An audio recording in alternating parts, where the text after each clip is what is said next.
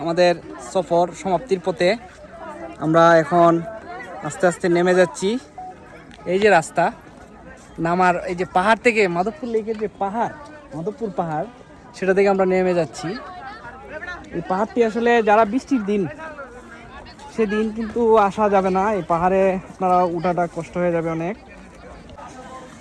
Madhabpur lake অভিযানের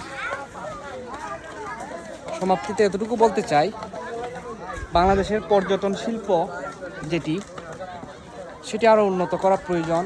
যারা সংশ্লিষ্ট আছেন এখানকে পর্যটন এলাকাগুলোতে, বিশেষ করে পর্যটক পুলিশ, টুরিস্ট পুলিশ যেটুকু বলে আমরা নামেই শুনি, কিন্তু বাস্তবে টুরিস্ট পুলিশ কোথাও দেখা যায় না। এখানে যদি পর্যটকরা কোনো বিপদগামী হন, কোনো ধরনের অসুবিধায় পড়েন, সহযোগিতার জন্য কাউকে পাওয়া যাচ্ছে না। তাই বিষয়টাতে আরও আকৃষ্ট করার জন্য প্রশাসনের পর্যাপ্ত সহযোগিতা এখানে প্রয়োজন।